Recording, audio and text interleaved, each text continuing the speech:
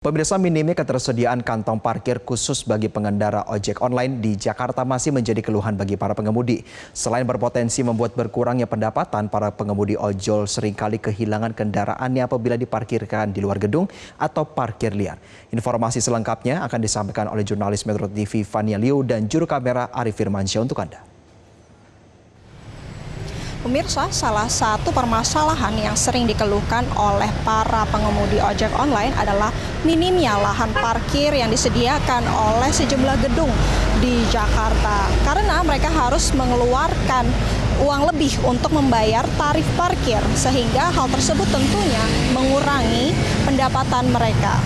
Dan Dinas Perhubungan DKI Jakarta ini juga sempat menyampaikan bahwa ingin memanggil beberapa juga jajaran dari pengelola gedung-gedung yang ada di Jakarta untuk memberikan lahan parkir bagi para pengemudi ojek online. Lantas, bagaimanakah kondisi sebenarnya dan juga bagaimanakah perasaan mereka saat di lapangan? Mari kita simak penuturan salah satu pengemudi ojek online ini untuk Anda. Yang ada yang nggak ada, tapi kalau di sini belum ada. Contoh kayak di map di Lipo udah ada, tapi kalau di sini belum ada. Banyak yang belum ada, jadi kita kayak driver itu agak susah ya, soalnya kalau masuk bayar, kadang kalau kita minta sama customer kadang nggak enak kan, takutnya kita disangka nggak bener, minta duit parkir gitu. Kepotong sendiri ya berarti? Iya, paling kepotong sendiri, kadang rugi, kadang kita mau nggak mau parkir di luar, kita mengambil resiko sendiri, motor hilang gitu loh maksudnya, takut hilang, tapi kadang-kadang driver ya udah mau nggak mau di luar daripada kita kadang rugi 2.000, ya beda-beda driver sih, beda-beda pemikiran. Tapi kalau saya kadang di luar aja sih. Tapi terkadang ada sih dari resto yang otomatis ada pengembalian parkir ada, tapi itu 1-2 nggak semua.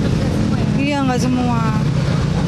Kalau menurut saya ya, kalau di tempat kayak gini nih, kayaknya belum deh. Karena kita di sini jatuhnya ini parkir liar. Sewaktu itu ada di sub tuh, pasti kita entah dikempesin, entah tahu-tahu di motornya diangkut. Kalau parkirnya di luar dari? Iya, kalau di luar. Karena kalau kita ke dalam, kita kan otomatis kena parkir. Kena parkir itu kadang-kadang customer tuh suka nggak gimana gitu ya, nggak ngerespon ada parkir gitu. Kalau harapan saya sih, kedepannya seperti kayak pasar atau gedung-gedung itu menyiapkan lahan parkir untuk ojol, khusus untuk ojol ya, karena kan yang lagi rentan tuh ojol yang suka sering motornya hilang gitu. Oh gitu? Iya. Pemirsa, banyak sekali dampak yang dirasakan oleh para pengemudi ojek online apabila mereka memarkir di luar dari gedung-gedung tersebut. Mulai dari kehilangan kendaraan pribadi, bahkan kendaraannya pun juga dirusak. Oleh karena itu, kebijakan dari Dinas Perhubungan DKI Jakarta dan juga seluruh pengelola gedung ini tentunya dinanti oleh para pengemudi ojek online. Dari Jakarta, Fania Liu, Arif Firmansyah, Metro TV. Nah, pemirsa, berbicara soal ketersediaan lapangan parkir bagi ojek online, apakah Anda ingat Sulis Agung Wibowo, driver ojol yang viral di media sosial saat motornya terjaring penertiban di Dishub DKI Jakarta? Tentu informasinya sudah tersebar luas dengan respon masyarakat dan tindak lanjut dari Dishub DKI Jakarta untuk menyelesaikan masalah ini secara masif ya pemirsa.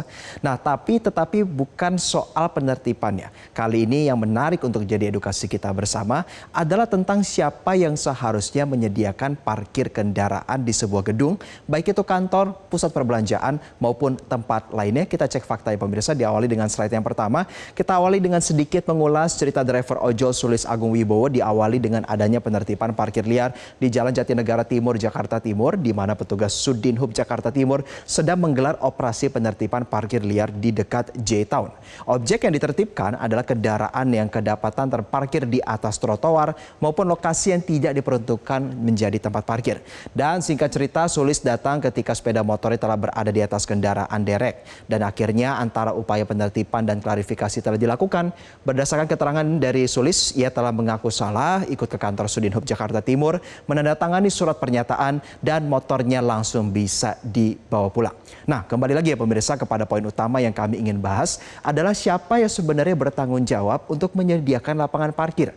Kita lihat dalam slide selanjutnya. payung hukumnya dulu, pemirsa, ada 2 payung hukum yang lebih tinggi tertuang dalam Undang-Undang Nomor 22 Tahun 2009 tentang lalu lintas dan angkutan jalan, yang pada intinya menitikberatkan bahwa kendaraan itu tidak boleh berhenti atau parkir liar yang mengganggu lalu lintas, dan pemerintah daerah bertanggung jawab menjaga kelancaran arus lalu lintas. Jadi kalau kita lihat penafsiran daripada undang-undang ini ya pemirsa, bahwa himbauan secara makronya dari undang-undang mengatakan bahwa tidak boleh ada yang parkir sembarangan, apalagi parkir di tempat yang mengganggu lalu lintas. Tetapi dalam tingkatan teknisnya, pemerintah daerah yang bertanggung jawab. Maka dalam kaitannya kepada tingkat daerah, isu ini bergulir di Jakarta, ada undang-undang nomor ini, dan juga hal-hal yang berkaitan dengan yang lebih teknis itu tertuang dalam Pergub DKI Jakarta nomor 102 tahun 2013. Nah, intinya pemirsa bahwa fasilitas parkir ini adalah tanggung jawab dari penyelenggara bangunan. Fasilitas parkir yang disediakan ini harus memperhatikan keselamatan dan kelancaran lalin, dan pemerintah di tingkat provinsi ini memiliki wewenang untuk melakukan pembinaan, pengawasan, dan pengendalian fasilitas parkir. Tetapi yang menjadi celah yang penting untuk kita pelajari bersama ya pemirsa, secara spesifik tidak ada pergub maupun payung hukum yang mengategorikan transportasi online, baik itu ojek online maupun taksi online, sebagai subjek yang berbeda dari kendaraan pada umumnya. Di sini adalah di mana dilemanya. Kita beralih ke slide selanjutnya ya pemirsa. Permasalahannya sudah jelas bahwa karakteristik mobilitas dari transportasi online, baik itu ojek online yang mengantar penumpang ataupun makanan dengan kendaraan pribadi, itu berbeda. Tetapi mereka tidak dilihat sebagai subjek yang berbeda oleh pengelola parkir. Rata-rata ojek online seperti kita tahu ya pemirsa, mobilitas itu tinggi sekali. Antara ngedrop orang saja habis pesan transportasi, atau cuman pick up makanan saja yang makanannya sudah dimasak terlebih dahulu oleh restoran. Dan rata-rata seperti ride and drop off atau pick up and drop off itu berlangsung sangat singkat. Namun tetap dikenakan tarif awal oleh pengelola parkir kalau mau parkir di fasilitas parkir. Dan yang selalu terjadi ya pemirsa, seperti yang tadi juga sudah disampaikan dalam paket pengantar kami, adalah debat kusir atau diskusi yang tidak pernah bisa selesai, ataupun ada kadang-kadang tensinya kencang, kadang-kadang juga bisa berlalu dengan sangat baik, adalah siapa yang bertanggung jawab untuk membayar biaya parkir dari jasa ini. Selalu menjadi perdebatan klasik yang mungkin juga pernah Anda alami antara tanggungan drivernya atau Anda sebagai penggunanya. Nah, kalau kita berbicara solusi, ada beberapa solusi yang kami exercise ya pemirsa, yang bisa dilakukan, yang telah dilakukan lalu dimasifkan antara pengelola gedung dengan Dinas Perhubungan Provinsi DKI Jakarta. Yang sudah ada contohnya pemirsa adalah, yang bisa dicontoh ini adalah model yang pertama adalah pihak pengelola gedung menyediakan holding area sebagai tempat tunggu ojek online, terutama untuk tempat parkir singkat. Mereka parkir singkat, langsung ambil pick up makanan, terus langsung jalan lagi. Dengan catatan holding areanya ini tetap harus berada di dalam gedung. Ataupun yang kedua, pick up and drop zone ini sudah juga mulai dilakukan di baik tempat ya pemirsa, baik itu pengelola gedung, public space, ataupun mungkin hingga terminal dan stasiun, di mana ada lokasi yang spesifik ditujukan sebagai tempat menurunkan atau menjemput penumpang untuk menghindari transportasi online maupun ojek online lainnya melanggar hukum karena ngetem di jalan terlalu lama dan mengakibatkan lalu lintas jadi tersedat. Dan yang paling revolusioner ya pemirsa, salah satunya adalah bentuk kemitraan antara gedung dengan platform penyedia layanan ojol untuk membangun zona khusus dan sistem antrian secara digital lebih teratur dan tidak terjadi penumpukan. Kenapa ini penting untuk digodok secara serius dengan melibatkan berbagai gedung, baik itu perkantoran, terutama pusat perbelanjaan pemirsa. Karena transaksi digital di platform ojek online ini sangat fantastis. Sebagai alternatif para pelaku usaha di mal berharap akan selalu kedatangan pelanggan dari mereka yang berkunjung ke mal saja, itu sudah terlalu jadul, terlalu old fashion. Tetapi berharap bahwa transaksi tetap bisa bergulir dengan adanya pemesanan via online, maupun mereka datang ke sana dengan menggunakan transportasi online karena tidak memiliki kendaraan pribadi, haruslah tetap menjadi sebuah ekosistem yang dijaga. Nah, kita beralih ke slide selanjutnya pemirsa, dan lebih lengkapnya minggu ini pihak daripada Dishub DKI Jakarta, karena mengingat isu yang berkaitan dengan sulis terjadi di Jakarta, bahwa Dishub DKI Jakarta ini akan melakukan komunikasi dengan pengelola gedung untuk membahas ketentuan barunya. Lebih tepatnya Kadishub DKI Jakarta Budi Awaludin menyampaikan hal ini menjadi target prioritas kami. Secepatnya mungkin minggu depan, atau yang lebih tepatnya minggu ini maksudnya pemirsa, kami akan mengundang operator dan pengelola gedung untuk mendiskusikan implementasi Permenhub terkait dengan parkir khusus ojol.